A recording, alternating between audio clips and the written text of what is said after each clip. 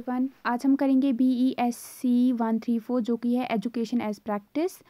तो यहाँ पे सबसे पहले जो आपका पेपर है ये जून 2023 का पेपर है, ठीक है। ये रिसेंटली जो एग्ज़ाम्स हुए थे उन्हीं का पेपर है। इससे आपको बहुत ज़्यादा हेल्प मिलेगी। अगर आप एक स्ट्रैटेजी बनाना चाहते हो एग्ज़ाम के लिए तो आपको बहुत अच्छे से आप ये पढ़ सकते हो। तो 3 आवर्स मिलेंगे और 100 मार्क्स का पेपर होगा आपका, ठीक है। यहाँ पे सारे सेक्शंस को आपको ज़रूरी करना है, जो जो वहाँ पे आपको बोला गया है उसी हिसाब से।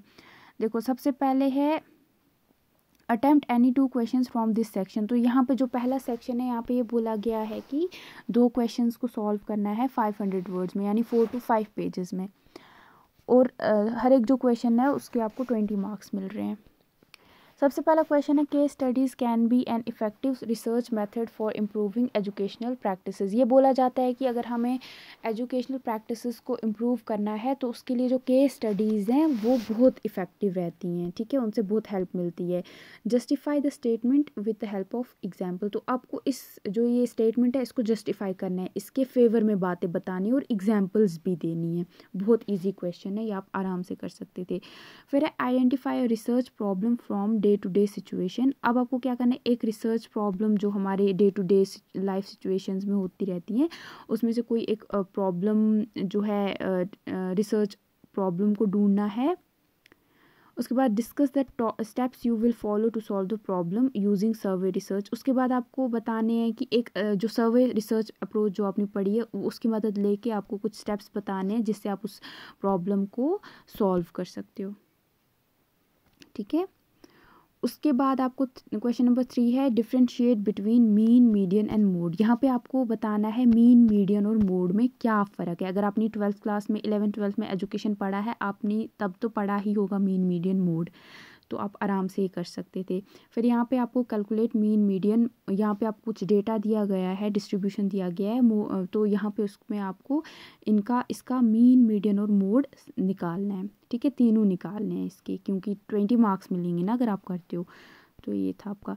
Explain the concept of normal probability curve. तो नॉर्मल प्रोबेबिलिटी कर्व जो है NPC, वो क्या होता है वो बताना है और इसकी प्रॉपर्टीज़ बतानी है और एग्जाम्पल्स भी देनी है। उसके बाद है हमारा सेक्शन B। यहाँ पे आपको 4 क्वेश्चंस को सॉल्व करना है और 250 वर्ड्स में करना है, यानी 2 पेजेस में, ठीक है। 2 से 3 पेजेस में आपको 12 मार्क्स मिलेंगे एक एक को सॉल्व करने के। यहाँ पे आपको बताना है, discuss how the philosophical, sociological and psychological principles are translated into educational practices. तो कैसे जो हैं जो फिलोसॉफिकल और सोशोलॉजिकल और साइकोलॉजिकल प्रिंसिपल्स होते हैं कैसे उनको एजुकेशनल प्रैक्टिसेस में लाया जाता है, ठीक है, वो आपको देखना है, बताना था। फिर यहाँ पे आपको लोक जोम्बिश परियोजना योजना जो है और एक कलव्य एजुकेशनल प्रोग्राम जो है वो क्या है, उसके फीचर्स क्या हैं वो आपको बताने थे। सॉरी, मेरी हिंदी बिल्कुल भी अच्छी नहीं है तो इसीलिए मैं इसको नहीं प्रोनाउंस कर पाई अच्छे से, तो प्लीज़ उसके लिए आप वो ये नहीं ले लेना किसी क्यों इतना गलत। इसको मुझे पता है मैंने बहुत इसको गलत प्रोनाउंस करा है, बट क्योंकि मैंने कभी हिंदी नहीं पढ़ा है तो इसके लिए मुझे प्रॉब्लम हो रही है इसको अच्छे से प्रोनाउंस करने में। फिर आपको यहाँ पे बताना है, how are planning, executing and implementation of educational policies as important as formation of educational.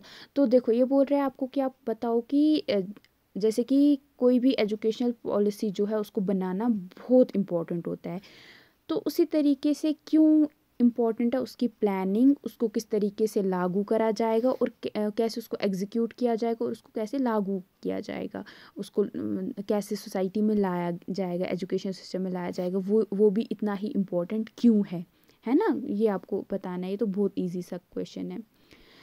फिर यहाँ पे आपको HIAL जो है इसके 3 पिलर्स बताने हैं और उसके साथ साथ आपको लाइव लर्निंग लैब्स जो हैं, ये जो एक कॉन्सेप्ट है ये क्या है वो भी बताना है। फिर आपको बताना है ब्लेंडेड लर्निंग क्या होती है और कुछ एग्जाम्पल्स भी देनी है। उसके बाद आपको जो अलग अलग डायमेंशंस होते हैं डाइवर्सिटी के, हमारे यहाँ पे बहुत सारे हमारे यहाँ पे इंडिया में सोशल ग्रुप्स हैं, उसमें आपको बताना है डाइवर्सिटी के क्या क्या अलग अलग डायमेंशंस हैं। फिर आपको जो एजुकेशनल रिसर्च है उसका क्या पर्पज़ है वो आपको बताना है। उसके बाद सेक्शन C है, यहाँ पे आपको कोई 2 क्वेश्चंस को सॉल्व करना है और आपको 125 वर्ड्स में करना है, यानी अगर आप सॉल्व करते हो एक क्वेश्चन को तो आपको 1 से 1.5 पेज पे आपको लिखना है। 6 मार्क्स मिलेंगे एक एक क्वेश्चन के, ठीक है। इसके यहाँ पे है कि हाउ डज एक्शन रिसर्च, जो एक्शन रिसर्च जो है आपका, वो कैसे आपको क्लासरूम प्रॉब्लम्स जो होती हैं उनको सॉल्व करने में हेल्प करता है। फिर आपको बताना है ऐसे क्या क्या स्टेप्स हैं जो आप फॉलो कर सकते हो कोई रिसर्च, जो आइडेंटिफिकेशन ऑफ रिसर्च प्रॉब्लम को, जब आपको रिसर्च प्रॉब्लम को आइडेंटिफाई करना होगा उसमें कौन कौन से स्टेप्स को आप फॉलो कर सकते हो। फिर यहाँ पे आपको स्क्यूनेस और कर्टोसिस के बारे में बताना है ये क्या होता है। फिर यहाँ पे आपको परसेंटाइल जो है उसको डिफाइन करना है क्या होता है, और आपको परसेंटेज और परसेंटाइल के बीच में क्या फ़र्क है, ये कैसे एक दूसरे से अलग है, वो बताना है, ठीक है। और ये हिंदी मीडियम के बच्चों के लिए, आप स्क्रीनशॉट ले लीजिए।